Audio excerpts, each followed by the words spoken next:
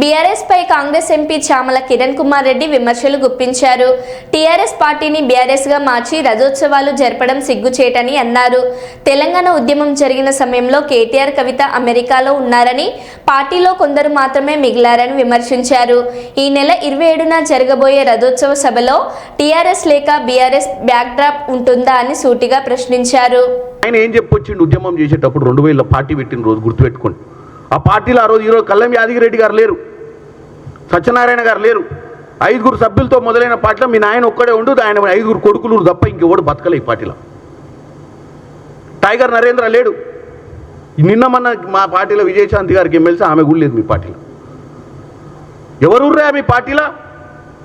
తుపాకి రాముడు, రబ్బర్ చెప్పుల హరీషు, లిక్కర్ కవిత, హ్యాపీ రావు, నువ్వు మీ నాయన అంటే 5 ఉన్నది ఎవరు? పార్టీ ఆవిర్భావం చెందిన రోజు ఉన్నటువంటి 5 నాయకులు ఎక్కడుర్రు? వాళ్ళ కుటుంబ సభ్యులు ఎక్కడుర్రు? వాళ్ళ పరిస్థితి ఏంది? ఈరోజు టీఆర్ఎస్ పేరు మార్చి బీఆర్ఎస్ పెట్టుకొని రథోత్సవాలు చేయడం సిగ్గు శరం ఉండాలి మనకు.